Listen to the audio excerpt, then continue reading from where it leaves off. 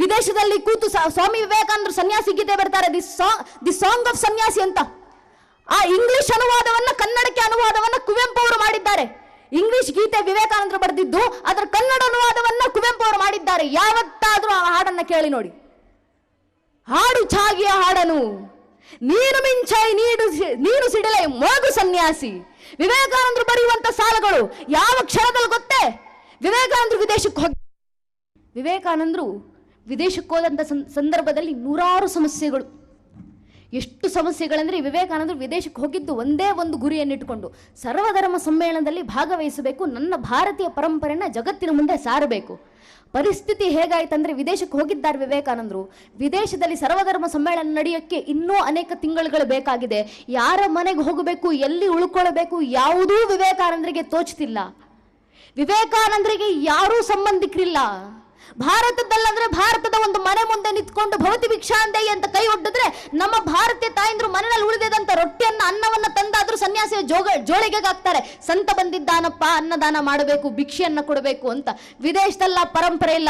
ಒಂದು ಮನೆ ಮುಂದೆ ನಿಂತು ವಿವೇಕಾನಂದರು ಕಾವಿ ತೊಟ್ಟು ಭವತಿ ಭಿಕ್ಷಾಂದೇಯಿ ಅಂತ ಕೈ ಒಡ್ಡಿದ್ರೆ, ಅಲ್ಲಿನ ಜನ ಮಣ್ಣಲ್ಲಿದ್ದಂತ ನಾಯಿಯನ್ನ ಚೂ ಬಿಡ್ತಿದ್ರು. ಪೊಲೀಸರಿಗೆ ಫೋನ್ ಮಾಡ್ತಿದ್ದು, ಯಾರೋ ಕಳ್ಳ ಬಂದಿದ್ದಾನ ಮನೆ ಮುಂದೆ ನೋಡಿ ಅಂತ. ಮೊದಲೇ ವಿವೇಕಾನಂದರು ಭಾರತೀಯರು ಅಂದ್ರೆ ಅಲ್ಲಿನ ವಿದೇಶಿಗರಿಗೆ ಒಂದು ರೀತಿ ಕೀಳು ಭಾವನೆ. ವಿವೇಕಾನಂದರು ಭಾರತೀಯ ವ್ಯಕ್ತಿ, ಸನ್ಯಾಸಿ, ಕಾವಿ ತೊಟ್ಟು ಬಂದಿದ್ದಾರೆ, ಯಾರು ಏನು ಅಂತ ಗೊತ್ತಿಲ್ಲ, ಮನೆ ಮುಂದೆ ನಿಂತು ಭಿಕ್ಷೆ ಬಿಡ್ತಿದ್ದಾರೆ. ಅಲ್ಲಿನ ಜನರಿಗೆ ಮನೆ ಮುಂದೆ ಬಂದಂತ ವ್ಯಕ್ತಿಗೆ ಭಿಕ್ಷೆ ಹಾಕುವಷ್ಟು ಸಂಸ್ಕಾರ ಇಲ್ಲ, ಅಷ್ಟು ಸಂಸ್ಕಾರ ರಹಿತ ವಿದೇಶ ಭೂಮಿ. ಅಂಥ ಸಂದರ್ಭ ವಿವೇಕಾನಂದರು ಏನು ಮಾಡಬೇಕು? ಗುರುತು ಪರಿಚಯ ಯಾರು ಇಲ್ಲ, ಉಳ್ಕೊಳ್ಳಿಕ್ಕೆ ಮನೆ ಇಲ್ಲ, ತಿನ್ನಲಿಕ್ಕೆ ಊಟ ಇಲ್ಲ, ಊಟ ಮಾಡಲಿಕ್ಕೆ ಕೈಲಿ ಇದ್ದಂಥ ಜೇಬ್ನಲ್ಲಿ ಇದ್ದಂಥ ಹಣಗಳು ಖರ್ಚು ಹಾಕಿ ಹೋಗ್ತಿದ್ದಾವೆ. ಎಲ್ಲಿ ಹೋಗಬೇಕು, ಎಲ್ಲಿ ಉಳಿಬೇಕು, ಎಲ್ಲಿ ಮಲಗಬೇಕು, ಏನು ಊಟ ಮಾಡಬೇಕು, ಯಾವುದೇ ದಿಕ್ಕಿಲ್ಲ. ಇಂಥ ಪರಿಸ್ಥಿತಿ ಒಬ್ಬ ಮನುಷ್ಯನಿಗೆ ಬಂದ್ರೆ ಆ ಮನುಷ್ಯ ಆತ್ಮಹತ್ಯೆ ಮಾಡ್ಕೊಳ್ಳುವಂತ ಸಂದರ್ಭ.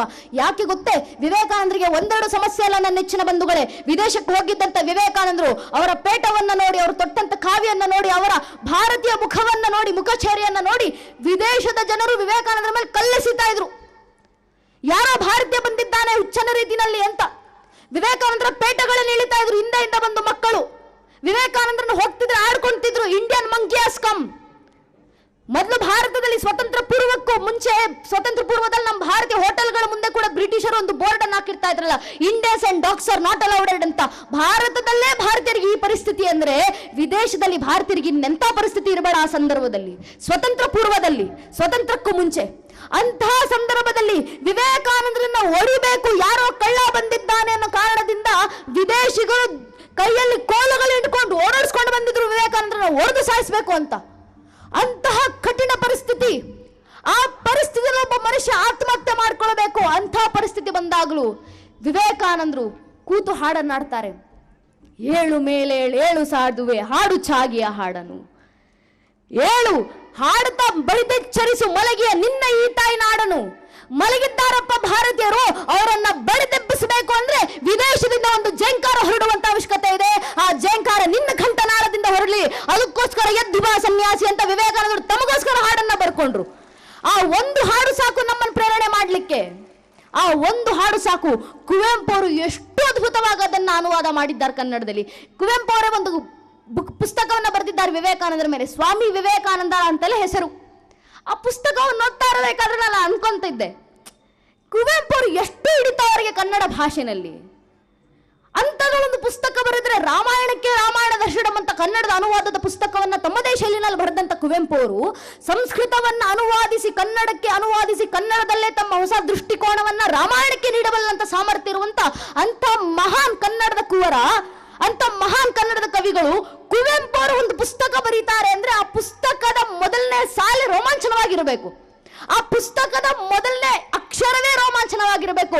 ಆ ಪುಸ್ತಕದ ಹೆಸರೇ ರೋಮಾಂಚನವಾಗಿರಬೇಕು. ಆದ್ರಿಂದ ನಾನು ಯೋಚನೆ ಮಾಡ್ತಾ ಇದ್ದೆ, ಕುವೆಂಪು ಅವರು ವಿವೇಕಾನಂದರ ಮೇಲೆ ಪುಸ್ತಕ ಬರೆದಿದ್ದಾರೆ ಅಂದ್ರೆ, ವಿವೇಕಾನಂದರೇ ಅಂತ ದೈತ್ಯ ಪ್ರತಿಭೆ, ಅಷ್ಟು ಅಗಾಧ ವ್ಯಕ್ತಿತ್ವ, ಅಂಥದ್ರಲ್ಲಿ ಕುವೆಂಪು ಅವರ ಕನ್ನಡದ ಹಿಡಿತ ಒಮ್ಮೆ ಇವೆರಡು ಸಮೀಕರಣಗೊಂಡ್ರೆ ಎಂಥ ಪುಸ್ತಕ ಬರ್ಬೋದಪ್ಪ ಅಂತ ನಾನು ಆಶ್ಚರ್ಯಪಟ್ಟಿದ್ದೆ.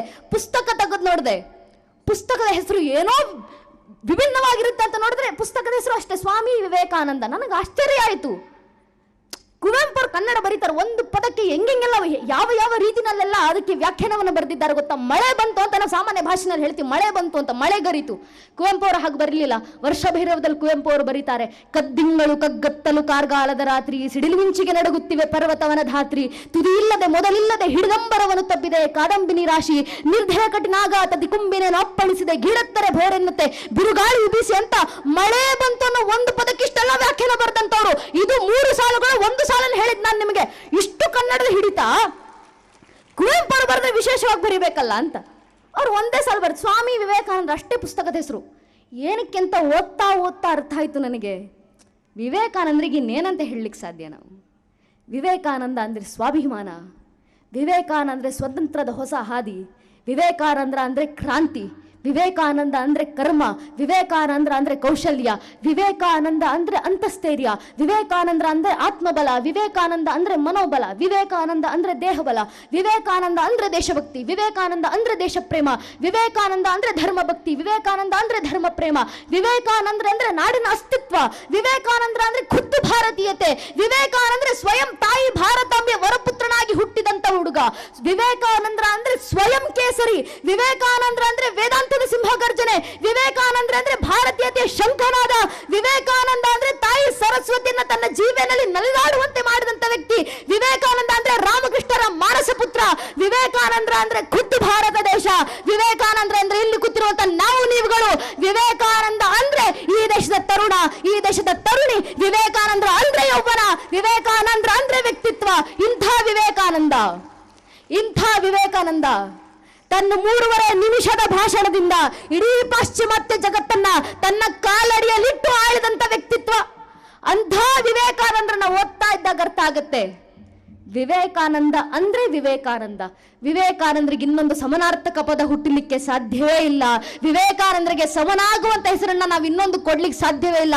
Vivekananda is Vivekananda, he is the epitome of himself. ಅದನ್ನು ಮೀರಿದಂತ ಪದ ಇಲ್ಲ ಸ್ವಾಮಿ ಜಗತ್ನಲ್ಲಿ. ಕಂಪ್ಲೀಟ್ ವರ್ಕ್ಸ್ ಆಫ್ ವಿವೇಕಾನಂದ ಓದಿ ಯಾವತ್ತಾದ್ರು. ಕಂಪ್ಲೀಟ್ ವರ್ಕ್ಸ್ ಆಫ್ ವಿವೇಕಾನಂದ ಅನ್ನೋ ಪುಸ್ತಕ ಇದೆ, 12 ವಾಲ್ಯೂಮ್ಗಳ ಪುಸ್ತಕ, ಒಂದು ಪುಸ್ತಕ 500 ಪೇಜು, ಆ ರೀತಿ 12 ವಾಲ್ಯೂಮ್ಗಳ ಪುಸ್ತಕ. ಆ 12 ವಾಲ್ಯೂಮ್ ಪುಸ್ತಕವನ್ನು ನೀವು ಬದುಕಿದ್ದೀವಿ. ನಮ್ಮ ಹೆಸರು ಅಕಸ್ಮಾತ್ ಇತಿಹಾಸದಲ್ಲಿ ಬಂದ್ರೆ ಏನಂತ ಬರ್ಬೋದು ಗೊತ್ತೇ? ಇತಿಹಾಸದ ಪಠ್ಯ ಪುಸ್ತಕ ಓದ್ತಾ ಇರ್ತೀವಿ ನಾವು. ಆ ಇತಿಹಾಸದ ಪಠ್ಯ ಪುಸ್ತಕದಲ್ಲಿ ಹೆಚ್ಚೆಚ್ಚಂದ್ರೆ ನನ್ನ ಬಗ್ಗೆ ನಿಮ್ಮ ಬಗ್ಗೆ ಬರೆದ್ರೆ ಏನು ಬರೀತಾರೆ? ಹಾರಿಕಾ ಮಂಜುನಾಥನ್ನ ಒಬ್ಬ ವಾಗ್ಮಿ ಇದ್ರು, ಮುಗಿತಲ್ಲಿಗೆ ನನ್ನ ಇತಿಹಾಸ. ಒಂದು ಸಾಲಿನಲ್ಲಿ ನನ್ನ ಇಡೀ ಜೀವನ ಮುಗಿದೋಯ್ತು. ಅದೇ ವಿವೇಕಾನಂದರು 39 ವರ್ಷ 5 ತಿಂಗಳು 24 ದಿನ ಬದುಕಿದ್ದು, ಅವರ ಮೇಲೆ ಇವತ್ತಿಗೂ ಇನ್ನು ಸಾವಿರಾರು ಪುಸ್ತಕಗಳು ರಚನೆ ಆಗ್ತಿದ್ದಾವೆ. ಇವತ್ತಿಗೂ ನೀವು ಒಂದು ವಿಷಯವನ್ನ ಮಾತಾಡ್ಲಿಕ್ಕೆ ತಗೊಂಡ್ರೆ ವಿವೇಕಾನಂದರ ಮೇಲೆ ಕನಿಷ್ಠ ಪಕ್ಷ 3.5 ಗಂಟೆ ವಿವೇಕಾನಂದರ ಒಂದು ಜೀವನದ ಒಂದು ಘಟನೆಯ ಆಧಾರದ ಮೇಲೆ ಮಾತಾಡಬಹುದು.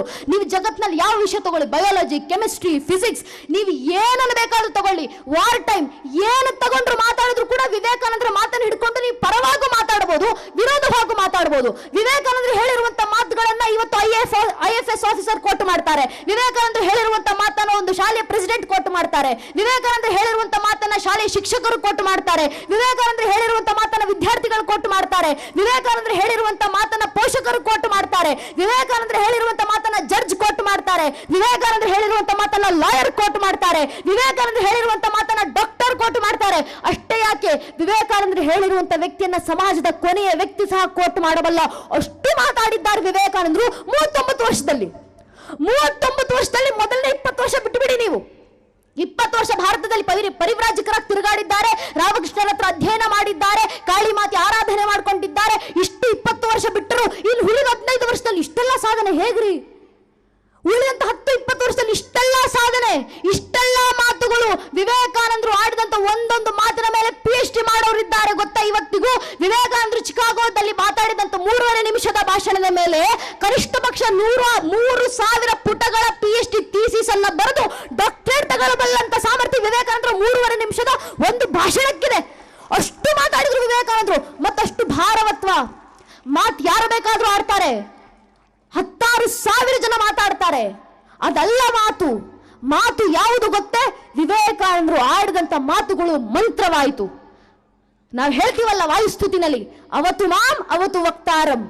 ಆಡಿದಂತ ಮಾತು ಮಂತ್ರವಾಗಬೇಕು. ಯಾವಾಗ ಆಡಿದ ಮಾತು ಮಂತ್ರವಾಗುತ್ತೆ? ಆಡಿದಂತ ಮಾತನ್ನ ಕೇವಲ ಮಾತಿಗೆ ಸೀಮಿತ ಮಾಡದೆ ಜೀವನದಲ್ಲಿ ಒಂದೊಂದು ಕ್ಷಣ ನಡೆದು ತೋರಿಸಿ, ನಾನು ನಡೆದದ್ದೇ ನುಡಿದಿದ್ದೀನಿ, ನುಡಿದದ್ದೇ ನಡೆದಿದ್ದೀನಿ ಅಂತ ತೋರಿಸಿಕೊಳ್ಳಬಲ್ಲಂತ ಸಾಮರ್ಥ್ಯ ಯಾರಲ್ಲಿದೆಯೋ ಅವರು